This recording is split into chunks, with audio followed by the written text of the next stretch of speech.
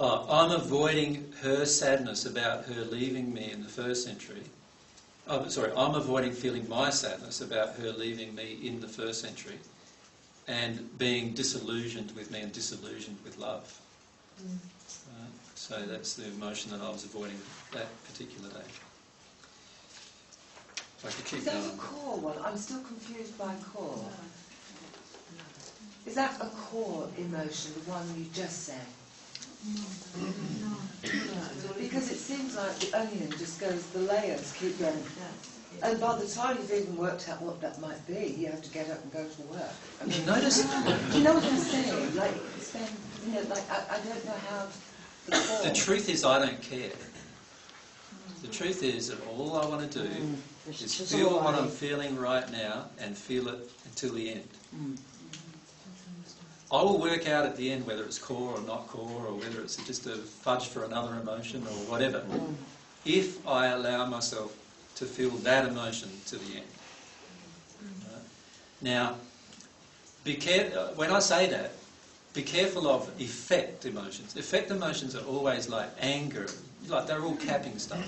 Anger, jealousy, rage, all of those kind of emotions are all basically effect emotions. Right? And they are all covers for what are emotions within you that you don't want to feel. So I only get angry when I don't want to feel my grief, for example. That's the only time I'll get angry. When I don't want to feel my sadness, that's the only time I get angry. When I don't want to feel like I'm unloved, I'll get angry or upset or project emotions of needing that from someone else, right?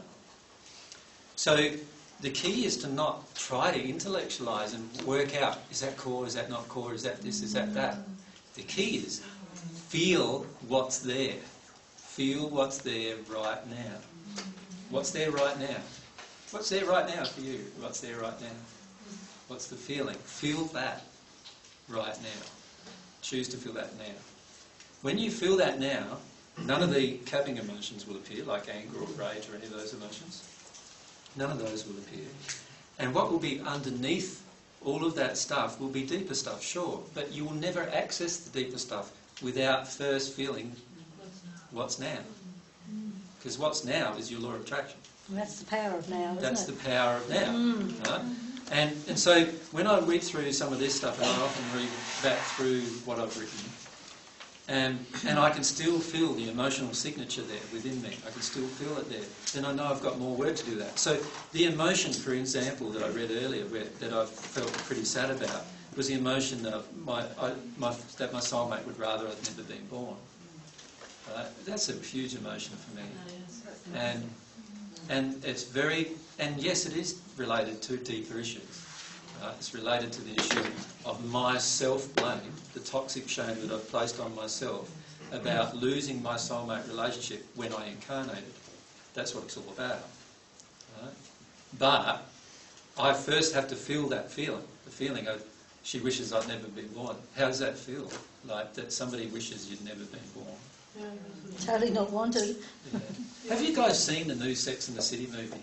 Yes. It's quite good, What I liked about it was that I saw it with my soulmate in London, actually. She came out very angry and upset. She wouldn't hold my hand or anything. He didn't come over as Mr. B. Oh, no, it wasn't. It was just, it triggered some anger for her from the first century again, and she couldn't feel it there and then, so yeah, it's difficult for her. But yeah, I enjoyed that movie a lot. Because it did talk about a lot of interrelationship emotional issues, and it was really, really good. So movies are something that I've really enjoyed, actually helping me with emotions.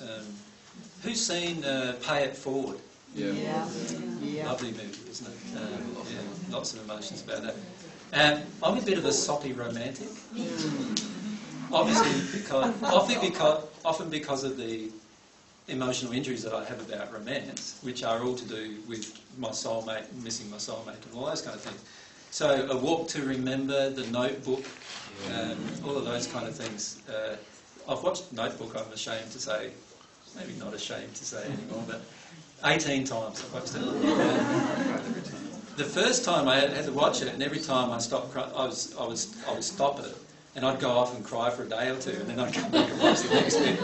And it just triggered huge amounts of soulmate issues for me, particularly the area of her not remembering me. And I realise now that I've had a feeling in myself for a long, long time that I realised that she would not remember me until some emotions started coming up within. So that's a big movie for me. Phenomenon? Yeah. Who's seen that? John Travolta? Yeah. Yeah, it's good. I'm sorry, I'm just going to keep mentioning some, and then I'll get to you. What other movies? Oh, all of you probably have watched What Dreams May Come. Yeah. Did you find that pretty good? There's a lot of soulmate issues for me in there. So that's triggered me a lot. Even stuff like A Wonderful Life, James Stewart. Have you ever seen that? Yeah, lovely movie. A lot of old movies I've really loved. My soulmate's actually a movie buff as well, so we both have that in common.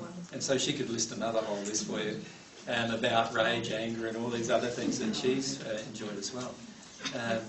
Mine have more been along the lines of romantic sort of soppy things. There was a good movie on TV the other night, an Australian show called Kinky Boots. Oh, okay. That's worth watching. Yep. Emotional stuff. Oh, childhood issues with dad, mum, or authoritarian figures.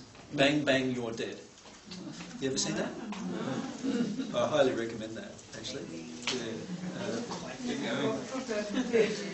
Even the name. And Affair to Remember always, pretty much triggers me, although I get a bit confused. I get a bit confused when people don't be honest with when people are not honest with each other in a relationship, because that's something I've never been really, I can never connect to. What made you decide to have 16 years difference in your relationship? I mean, she's relatively young. I mean, when you were that age, you hadn't had all this knowledge and remembrance. Well, I don't want to say at this point, because she may finish up seeing these videos, and I'd like her to work through those issues first before we talk about that. I have some very clear reason, like where I can understand why that's occurred. Initially, I was very upset about it. Not upset from the point of view of who she is, because she's beautiful, but upset from the point of view of, how could she ever be attracted to me, being so much older than her. So I just saw it as another impediment to our relationship. But you don't look that old. Thank you. I don't feel that old half the time. What age difference did you have in the first century? We were only a few years apart in the first century, about five years. Yeah. It's just that at 30 you weren't really that advanced either. At 30 I was just totally determined. But my soulmate is far more tuned into her emotion than I've ever been until quite recently. So because she doesn't have that emotional damage that I began with, and she has had a fairly loving upbringing, she's had a whole different situation. So and ironically, she has also been very connected to herself emotionally all that time as well. Her parents were always into New Age philosophies and desire to feel their emotions and everything. So she's been brought up. When she was 15, she was doing emotional work on herself with her, just following along with her parents, but she was actually processing certain emotions. So she's done a lot of emotional processing work that I didn't even begin until I was 33. Was she born physically separate from you in space as well as time? Space. Was she born in South Australia? No, she was in Queensland.